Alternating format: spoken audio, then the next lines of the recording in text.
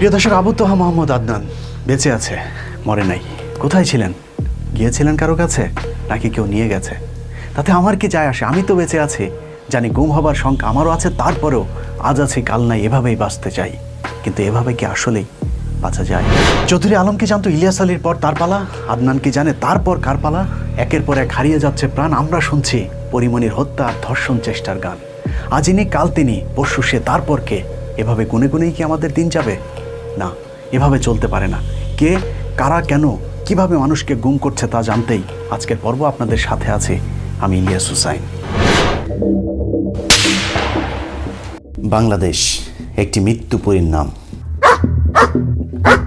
এই মৃত্যুপুরীতে কে, কেন, কখন মরছে, কারা মারছে, কেনই বা মারা হচ্ছে, তাও অজানাই থেকে যায়। মৃত্যুর পর লাশটুকু ফিরে পাবার অধিকারও হারিয়েছে বালের স্বাধীন দেশের এই পরাধীন নাগরিকেরা। গুম এখন এই রাজ্যের নিয়মিত এবং খুবই স্বাভাবিক একটি ঘটনা। যে কেউ যে কোনো সময় গুম হয়ে যেতে পারে, এমন অনিশ্চয়তা মাথায় নিয়েই নিশ্চিন্তে এদেশের মানুষ ঘুমায়। সৌভাগ্যক্রমে কিছু গুমের ঘটনায় মানুষের লাশ অন্তত পাওয়া যায়। তেমনি গুমের একটি ঘটনা নারায়ণগঞ্জের 7 খুন।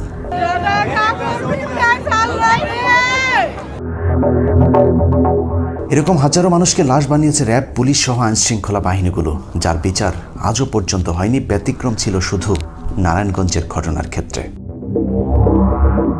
এই ঘটনায় গুমের শিকার মানুষগুলোর পরিবার কিছুটা হলেও বিচার অন্তত পেয়েছে।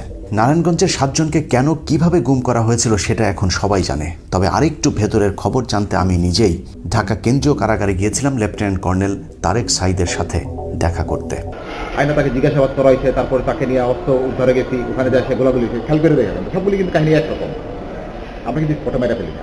যিনি 7 খুনের ঘটনায় প্রধান অভিযুক্ত, 2014 সালে জেলখানায় যেদিন তার সাথে আমার সাক্ষাৎ হয়েছিল, সেদিন তিনি বেশ কিছু গুরুত্বপূর্ণ স্পর্শকাতর তথ্য দিয়েছিলেন, যা আমি গোপনীয়ভাবে রেকর্ড করেছিলাম।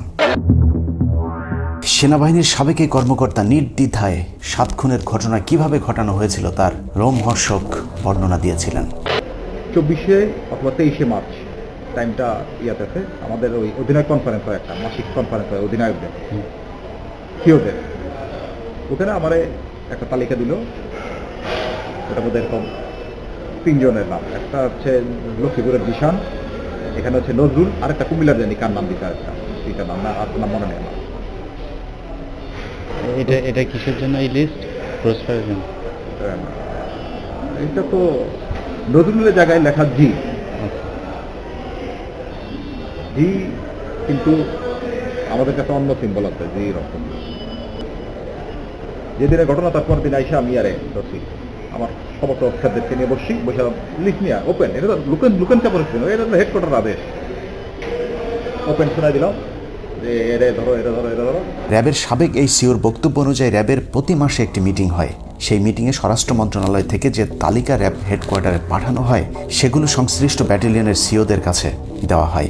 এরপর সুবিধামতো সুযোগ সময় অনুযায়ী তালিকাভুক্ত সেই ব্যক্তিকে খুন করা উক্ত ব্যাটালিয়নের জন্য সরকারি দায়িত্ব হয়ে দাঁড়ায়। তারেক সাইদের এই বক্তব্য সত্যি হলে র্যাবের প্রতিটি গুম খুনের জন্য স্বরাষ্ট্রমন্ত্রী ও প্রধানমন্ত্রী সহ রাষ্ট্রের গুরুত্বপূর্ণ অনেকের বিচার হওয়া প্রয়োজন। শুধুমাত্র তারেক সাইদের বিচার হলেই গুম কখনোই বন্ধ হবে না। প্রিয় দর্শক, এভাবে আমাদের ট্যাক্সের টাকায় চলা একটা বাহিনী দিনের পর দিন আমাদেরকেই গুম করছে। এসব তো পুরাতন খবর। আজকে বিদেশি আরেকটি বাহিনীর গুমের খবর জানাবো। 1971 সালে বাংলাদেশ তথাকথিত স্বাধীন হলেও আসলে আমরা এখনো পরাধীন আছি। দাস দাসীদের মতো দাসত্বের শৃঙ্খলে আমরা আজও বন্দী, মাঝে মধ্যে মহাজন পাল্টায়। বাংলাদেশ 1947 সাল পর্যন্ত ব্রিটিশদের দাসত্বের জীবন শেষ করে হাত বদলায় পাকিস্তানের কাছে। এরপর চোখ পড়ে ভারতের। 1965 সালে ভারত পাকিস্তান যুদ্ধের পর থেকেই বাংলাদেশ দখলের পরিকল্পনা করে ভারত, কারণ সেই যুদ্ধে ভারতকে পূর্ব পশ্চিম 2 পাকিস্তানের আক্রমণ সামাল দিতে হয়েছিল। এছাড়া ভারতের গোয়েন্দা ব্যর্থতাও সেই যুদ্ধের একটি দুর্বলতা হিসেবে চিহ্নিত করা হয়েছিল। গোয়েন্দা ব্যর্থতা কাটাতে 1968 সালে ভারতের পূর্বের গোয়েন্দা সংস্থাটিকে ঢেলে সাজিয়ে নাম পাল্টে করা হয় রিসার্চ অ্যান্ড অ্যানালাইসিস উইং, সংক্ষেপে যাকে বলা হয় র। পূর্ব পাকিস্তানকে পশ্চিম পাকিস্তান থেকে আলাদা করতে সেই বছরই বাংলাদেশ নামে একটি প্রজেক্ট হাতে নেয়, যে প্রজেক্টের মূল থিম ছিল ডিভাইড অ্যান্ড রোল। আর সেই প্রজেক্টেরই ফলাফল 1971 সালের কথিত মুক্তিযুদ্ধ আর আজকের ভারতের গিলে খাওয়া কথিত স্বাধীন বাংলাদেশ। রয়ের সেই প্রজেক্টের কাজ খুব বেশি কঠিন হয়নি, কারণ তাদেরকে সহায়তা করেছে তৎকালীন বাংলাদেশের কিছু ক্ষমতালোভী রাজনৈতিক নেতা। এই ক্ষেত্রে ভারতের সবচেয়ে পছন্দের লোক ছিলেন শেখ মুজিবুর রহমান। শেখ মুজিবের সাথে ভারতীয় গোয়েন্দা সংস্থার গোপন চক্রান্তের বিষয়টি পাকিস্তানি গোয়েন্দা সংস্থা ধরে ফেলার পর 1968 সালে শেখ মুজিব ও তার 35 সহযোগীর বিরুদ্ধে মামলা করে তাদেরকে গ্রেফতার করা হয়, যেটিকে আমরা আগরতলা ষড়যন্ত্র মামলা হিসেবে জানি, কিন্তু বাস্তবে সেটি কোনো ষড়যন্ত্র মামলা না।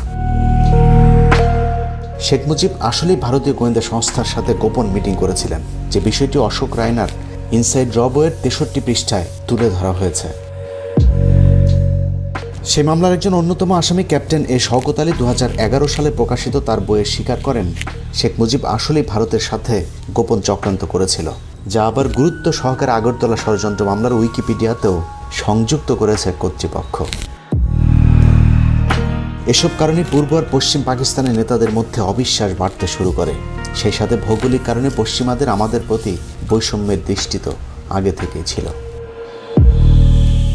পশ্চিম পাকিস্তানের দুঃশাসন থেকে বাঁচতে পূর্ব পাকিস্তানিদের স্বাধীনতা প্রয়োজন ছিল, এটা সত্য, কিন্তু ভারত আমাদেরকে সহায়তা করার জন্য নয়, বরং পশ্চিম পাকিস্তান থেকে পূর্ব পাকিস্তানকে আলাদা করে তারপর আমাদেরকে শোষণ করতে চেয়েছিল, যে কাজটি এখন তারা করছে।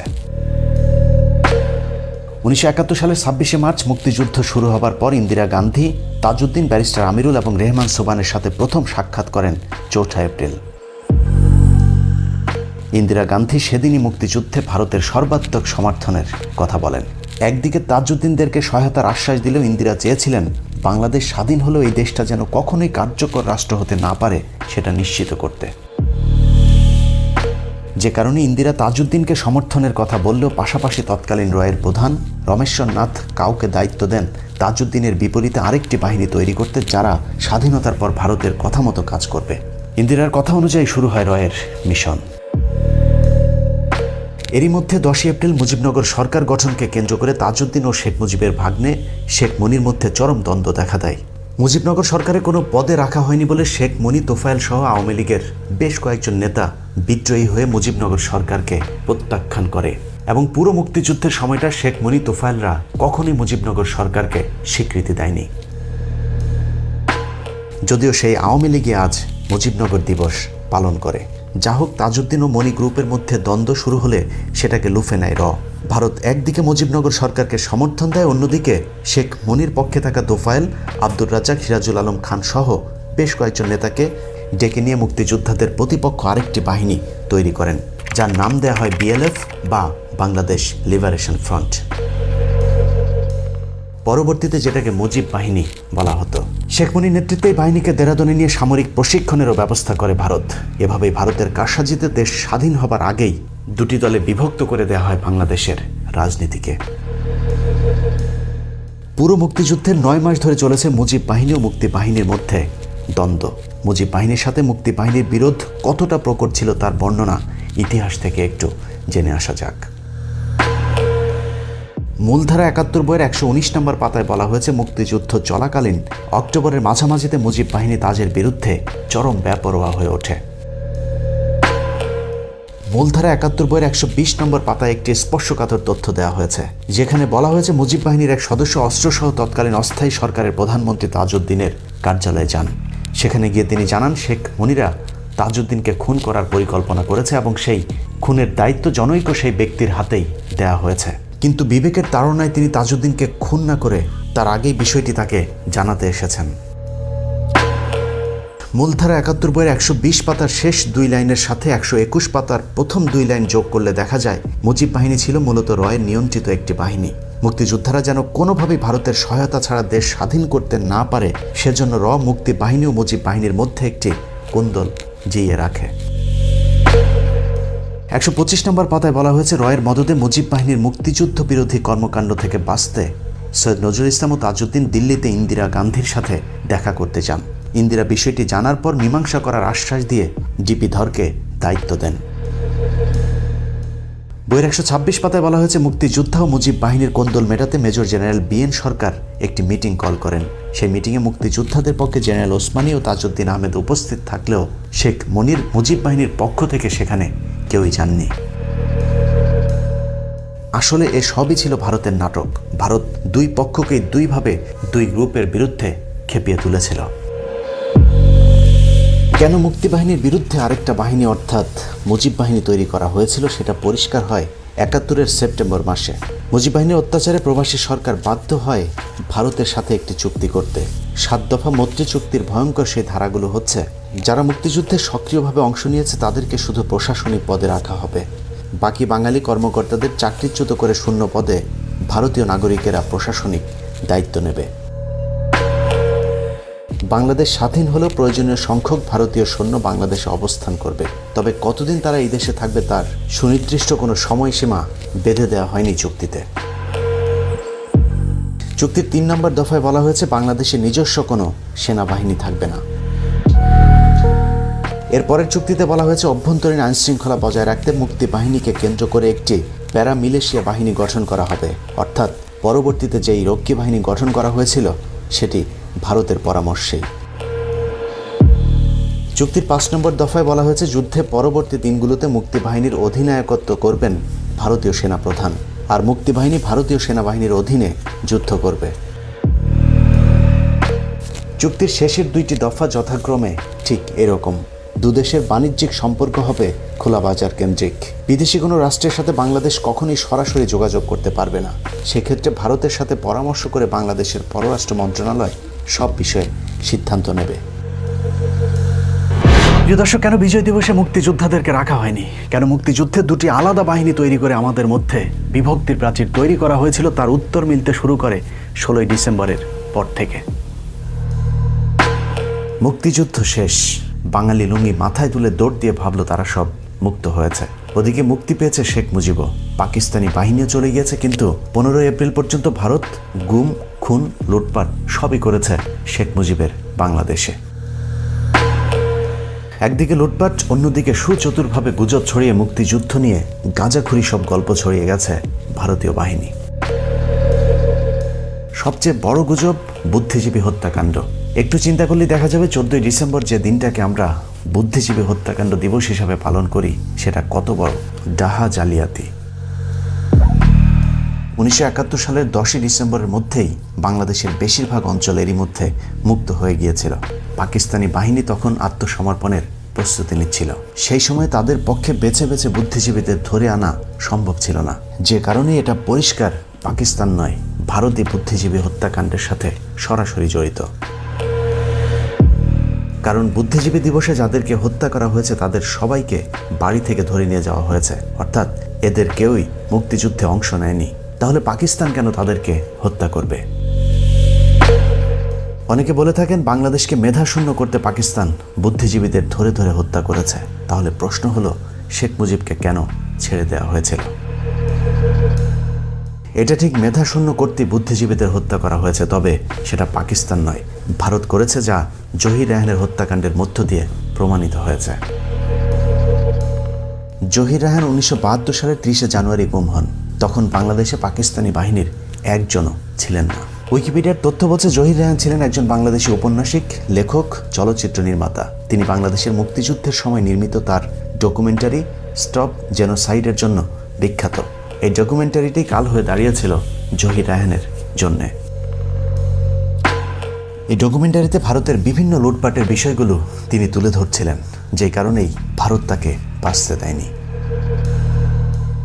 যুদ্ধের পর পাকিস্তানের সৈন্যদের ফেলে যাওয়া অস্ত্র, গোলাবারুদ, কামান, সেনা সরঞ্জাম, মিল কারখানার দামি যন্ত্রপাতি সহ বিদেশ থেকে আসা ত্রাণ সামগ্রী লুটপাট করছিল ভারতীয় সেনারা।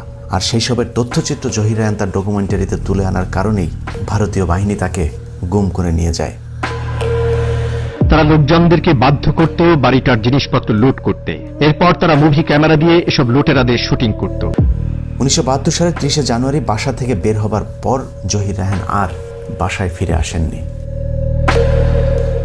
তৎকালীন প্রধানমন্ত্রী শেখ মুজিবের কাছে জহির রায়হানের বোন সন্ধান চাইতে গেলে শেখ মুজিব তাকে বলেন, এটা নিয়ে বেশি বাড়াবাড়ি করো না, তাহলে নিজেও গুম হয়ে যাবা। যা কিনা সেই সময়ের পত্রিকায় ছাপা হলে ক্ষোভে ফেটে পড়েন দেশের সাধারণ মানুষ। প্রিয় দর্শক, শেখ মুজিবের বাংলাদেশের জহির রায়হানকে দিয়ে গুমের সূচনা করেছিল ভারত, আর এখন হাসিনার সময় পুরো বাংলাদেশটাই তো একটা গুমের রাজ্য। আগে ভারতে এসে গুম করে নিয়ে যেত, এখন নিজেরাই গুম করে ভারতে নিয়ে দিয়ে আসে বাংলাদেশের নজিরবিহীন বেনজির বাহিনী। দেশ স্বাধীনের পরও নিজেদের মধ্যে কোন্দল থামেনি। একদিকে মুজিব সরকারের চরম লুটপাট, গুম, খুন চলেছে, অন্যদিকে ভারতীয় বাহিনী চালিয়েছে নির্বিঘ্নে তাদের অপারেশন। ক্ষমতায় টিকে থাকতে শেখ মুজিবও বাধ্য হয়ে ভারতকে যা ইচ্ছে তাই করবার সুযোগ দিয়েছিল। অন্যদিকে যারাই ভারতের বিরুদ্ধে কথা বলেছে তাদেরকেই নানান ধরনের বিপদে ফেলা হয়েছিল। বাংলাদেশ স্বাধীন হবার পর প্রথম ভারতীয় লুটপাটের বিরুদ্ধে যিনি কথা বলেছিলেন তার নাম মেজর মোহাম্মদ আব্দুল জলিল, যাকে আমরা মেজর জলিল হিসেবেই চিনি। 1972 সালের 15 এপ্রিল পর্যন্ত বাংলাদেশের পুরো প্রশাসনিক ক্ষমতা, এমনকি সেনাবাহিনীর নেতৃত্বেরও পুরো নিয়ন্ত্রণ করেছে ভারত। বিহারিদের বাড়িঘর লুটপাট, ধর্ষণ, এটা তো তাদের দায়িত্বই মনে করা হতো। এছাড়া পাকিস্তানি সেনাবাহিনীর ফেলে যাওয়া অস্ত্র, গোলাবারুদ, ট্যাঙ্ক, কামান, সামরিক সরঞ্জাম ও পূর্ব পাকিস্তানের মিল, কলকারখানার মূল্যবান যন্ত্রপাতি সহ বিদেশ থেকে আনা ত্রাণ সামগ্রী পর্যন্ত লুটপাট করেছিল ভারতীয়রা। ভারতের সেই সময়ের সর্বোচ্চ সেনা কর্মকর্তা জগজিৎ সিং অরোরা লুটপাটের বিষয়টি স্বীকার করলেও তিনি ভারতের পক্ষেই হাস্যকর যুক্তি দেখিয়েছেন। Our troops looting the civilian property. Few incidents that came to my notice or the notice of my officers there, that we felt that leaving heavy weapons behind. Khulna সাতক্ষীরার বিস্তৃত সীমান্ত এলাকা দিয়ে ভারতীয়দের লুটপাটে বাধা দেবার কারণে মেজর জলিলের বিরুদ্ধে কোর্ট মার্শাল দেওয়া হয়। যদিও জেনারেল ওসমানী ও জিয়াউর রহমানদের হস্তক্ষেপে সে যাত্রায় বেঁচে যায় মেজর জলিল। মেজর জলিল তার অরক্ষিত স্বাধীনতায় পরাধীনতা বইয়ের 66-67 নম্বর পৃষ্ঠায় গুরুত্বপূর্ণ কিছু তথ্য দিয়েছেন, যেখানে তিনি লিখেছেন, আমার স্বাদের স্বাধীন বাংলায় আমি হলাম প্রথম রাজবন্দী। 30 ডিসেম্বর সকাল 10টা সাড়ে 10টায় আক্রমণকারী বাহিনীর হাতে বন্দী হয়ে বাংলাদেশের স্বাধীনতার আসল স্বরূপ দেখলাম। ভারতীয় সেনাবাহিনীর মদদে বাংলাদেশ স্বাধীন করার অর্থ এবং তাৎপর্য বুঝে উঠতে আমার 1 মিনিটও বিলম্ব হয়নি। কিন্তু যুদ্ধ করে দেশ স্বাধীন করা এই সাহসী যোদ্ধাকে শেষ পর্যন্ত দেশের মাটিতে থাকতে পর্যন্ত দেওয়া হয়নি। মাত্র 47 বছর বয়সে মুক্তিযুদ্ধের 9 নম্বর সেক্টরের অধিনায়ক দুর্ভাগ্যক্রমে পাকিস্তানের ইসলামাবাদে অনেকটা নিভৃতে মৃত্যুবরণ করেন। দেশপ্রেমিক সেনাবাহিনীর অনেকেই তখন এসবের বিরুদ্ধে প্রতিবাদ করতে চেয়েছিল, কিন্তু তাদেরকে নানাভাবে কোণঠাসা করে রাখা হতো। ভারতীয় বাহিনীর লুটপাট এবং মুজিব সরকারের লুটপাটে যেন কেউ মুখ খুলতে না পারে, সেজন্য সেনাবাহিনীর বিরুদ্ধে গড়ে তোলা হয়েছিল প্যারামিলিটারি ফোর্স, রক্ষী বাহিনী। পৃথিবীর ইতিহাসে স্বাধীন কোনো দেশে সেনাবাহিনীর বিপরীতে এই ধরনের বাহিনী একেবারেই বিরল। এসব লুটপাটের বিরুদ্ধে প্রতিবাদ করায় মুক্তিযুদ্ধের সর্বাধিনায়ক জেনারেল ওসমানী সহ তাজউদ্দিনদেরকে প্রথমে এমপি মন্ত্রী করা হলেও পরে বাদ দিয়ে দেওয়া হয়েছিল। দিল্লির দাসত্ব মেনে নেওয়ার জন্য করাচির বিরুদ্ধে যুদ্ধ করেনি বলা মরহুম আব্দুল হামিদ খান ভাসানীকে পর্যন্ত গৃহবন্দী করেছিল শেখ মুজিব। অবশ্য দেশপ্রেমিক সেনাবাহিনীকে ধ্বংস করে দেশের বিরুদ্ধে কাজ করার সুযোগ বাকশালী শেখ মুজিবকে খুব বেশি দিন দেয়নি সেনাবাহিনী। মাঝে জিয়াউর রহমান, খালেদা জিয়াদের বাংলাদেশে ভারত তেমন সুবিধা করতে না পারলেও 2008 সালে পুরাতন বন্ধু মুজিব কন্যাকে বসিয়ে আবারও শুরু হয় বাংলাদেশকে ভারতের করদরাজ্য বানানোর অভিযান। যে সেনাবাহিনী ভারত ও শেখ মুজিবের বাকশালের বিরুদ্ধে বাধা হয়ে দাঁড়িয়েছিল, এবার প্রথমেই সেই রাস্তা বন্ধ করে দেওয়া হয়েছে। হাসিনাকে ক্ষমতায় বসানোর 1.5 মাসের মাথায় প্রথমেই কথিত বিডিআর বিদ্রোহের নামে সেনাবাহিনীকে ধ্বংস করে দেওয়া হয়। সেদিনই হাসিনা সরকারের শেষ দিন হতে পারত, কিন্তু ভারতীয় সেনাপ্রধান বাংলাদেশে হামলার হুমকি দিলে বাংলাদেশ সেনাবাহিনী চুপ থাকতে বাধ্য হয়। বিডিআর হত্যাকাণ্ডের দিন যারা হাসিনার বিরুদ্ধে কথা বলেছিলেন তাদেরকেও ধীরে ধীরে গুম, খুন আর চাকরিচ্যুত করা হয়েছিল। এরপর আর সেনাবাহিনী উঠে দাঁড়াতে পারেনি। এখন যে সেনাবাহিনী আছে তারা শুধু রাস্তার কন্ট্রাক্টর আর ভোটচোরদের পাহারাদার। ভারতীয় অভিযানের পরের ধাপ শুরু হয় জামাত ইসলামী নেতাদেরকে হত্যাকাণ্ডের মাধ্যমে। জামায়াত ইসলামী কেন স্বাধীনতার বিরুদ্ধে রাজনৈতিক অবস্থান নিয়েছিল সেটা এখন দিনের মতো পরিষ্কার হয়ে উঠেছে। একাধারে স্বাধীনতা বিরোধী এবং কট্টর ভারতের বিরোধিতা করবার কারণেই জামায়াতকে ভারতের টার্গেটে পরিণত করা হয়। মাওলানা দেলোয়ার হোসেন সাঈদীর মামলার সাক্ষী সুখরঞ্জন বালিকে আদালতের সামনে থেকে ভারতে তুলে নিয়ে যাওয়ার মধ্য দিয়ে প্রমাণ হয় কথিত যুদ্ধাপরাধের বিচার ভারতের প্রেসক্রিপশনেই সংগঠিত হয়েছে। এই মাহফিলের পর আবার আপনাদের সামনে কথা বলতে পারবো এর কোনো গ্যারান্টি নাই। এই পৃথিবীতে বাংলাদেশের সবচাইতে বড় দুশমন ভারত। জামায়াতকে পঙ্গু করে দেওয়ার পর শুরু হয় বিএনপি ধ্বংসের নীল নকশা। চেয়ারপারসন বেগম খালেদা জিয়া, তারেক রহমান সহ বিএনপির যারা দেশপ্রেমিক ভারত বিরোধী তাদেরকে সব বেছে বেছে শেষ করে দেয়া হয়, যার শুরুটা হয়েছিল ইলিয়াস আলীকে দিয়ে। ইলিয়াস আলীকে ভারত কেন গুম করেছিল সেটা বোঝার জন্য তার কয়েকটা বক্তব্য শুনলেই চলবে। India to Bangladesh, Bangladesh to India, এই যে ট্রানজিট বাংলাদেশের উপর দিয়ে যদি এই রাস্তাটা তৈরি হয়ে যায় তাহলে পার্মানেন্টলি চিরস্থায়ীভাবে বাংলাদেশ তাদের দাসত্বের শৃঙ্খলে বন্দী হয়ে গেল। বিএনপির সবচাইতে কট্টর ভারত বিরোধী এই নেতা বাংলাদেশের উপর দিয়ে ট্রানজিটের নামে বাংলাদেশকে দখলের যে পায়তারা করা হয়েছে সেটার ঘোর বিরোধী ছিলেন। ভারত এরকম বলেছিল যে এই ফারাক্কা বাদ যখন হয় তখন সে সময় বলেছিল যে আমরা বিবেচনা করব, হয় নাই, কিন্তু ফারাক্কা বাদ হয়েছে। ইলিয়াস আলীর গুমের রেশ কাটতে না কাটতেই গুম করা হয় বিএনপির আরেক নেতা সালাউদ্দিন আহমেদকে। তাকেও ভারতে পাওয়া যাবার বিষয়টি প্রমাণ করে ভারতীয় গোয়েন্দা সংস্থাই তাকে গুম করেছিল। দিল্লির একটা তাবেদার রাষ্ট্র বাংলাদেশে কায়েম করবার জন্য, আমাদেরকে পরাধীন জাতিতে পরিণত করবার জন্য। শুধু রাজনীতিবিদ নয়, ভারতের বিরুদ্ধে কথা বলার অপরাধে গুম করা হয় সাংবাদিক গবেষক ফরহাদ মাঝহারকে। ভারতীয় গোয়েন্দা সংস্থা তাকে সীমান্ত পার করে নিয়ে যাওয়ার ঠিক আগ মুহূর্তে বেনাপোল সীমান্তের কাছাকাছি জায়গা থেকে র্যাব তাকে উদ্ধার করে। ভারত বিরোধিতার আরেক ভুক্তভোগীর নাম সাংবাদিক মাহমুদুর রহমান। আমার দেশের জন্য আমি জীবন দেব, ইসলামের জন্য জীবন দেব।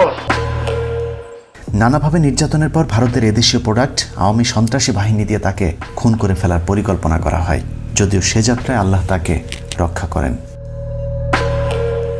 সবশেষে এবার জানা যাক আবু তোহা মোহাম্মদ আদনানকে কেন গুম করা হয়েছিল। আজকেও যদি আপনি এমন ইসলাম ফলো করেন যে ইসলামটা সত্যিকার অর্থে কোরআন এবং সুন্নায় আছে, তাহলে আপনার দিকে নজরদারি বাড়ানো হবে, আপনার সেলফোন ট্যাপ করা হবে, আপনার উপর আরো বেশি গোয়েন্দা সংস্থা সক্রিয় থাকবে। মাত্র কয়েকদিন আগে নিজেই নিজের বক্তব্যে বলেছিলেন যে কোনো সময় গুম হয়ে যেতে পারেন তিনিও। অবশেষে সেটাই সত্যি হলো। এই কথা যদি রয়ের খবর আছে আমাকে আর খুঁজে পাবেন না, কারণ দেশটা চালায় দেশটা আমাদের দেশের গভর্নমেন্ট চালায় না, দেশটা অন্য জায়গা থেকে নিয়ন্ত্রিত হয়। একটা রেজলিউশনও পাস হয় না, এখানে সবকিছু বাইরে থেকে নিয়ন্ত্রিত হয়। যদিও ফেস দ্য পিপলের একটি পোস্টে আদনানের সবশেষ অবস্থান ডিজিএফআইয়ের হেড অফিসে দাবি করার একদিন পরেই তাকে ছেড়ে দেওয়া হয়।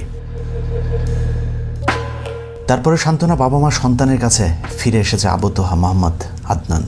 কিন্তু এরকম হাজারো বাবা মা স্ত্রীর সন্তান আজও অপেক্ষায় তাদের আপনজনের। প্রিয় দর্শক, একদা আমরা পরাধীন ছিলাম, কিন্তু মুখে ভাত ছিল, পরনে কাপড় ছিল, ধর্ষিত হয়নি আমার বোন, ছিল না হত্যা, হয়নি খুন। তারপরও স্বাধীনতা চেয়েছি, কারণ ছিল না ভোটের অধিকার, কথা বলার স্বাধীনতা। কিন্তু আজ কি? পেটে ভাত নাই, ভোট নাই, কথা বলার স্বাধীনতা নাই, ধর্ষণের বিচার নাই, আওয়ামী লীগ না করলে তার চাকরি পাওয়ার সুযোগ নাই। তারপরেও এই দেশটাই নাকি কারো কাছে সিঙ্গাপুর। কেউ ভাত খায় 6 বেলা, কারো পেটে ভাত নাই, নুন আনতে ফুরায় পান্তা, এর নামই নাকি স্বাধীনতা। এমন স্বাধীনতা আমরা চাইনি। পাকিস্তান থেকে আলাদা হয়েছে ভারতের কাছে বন্দী হয়ে থাকবার জন্য নয়। তাই চলুন সবাই প্রস্তুতি নিন, যুদ্ধ হবে আরেকবার। আল্লাহ হাফেজ।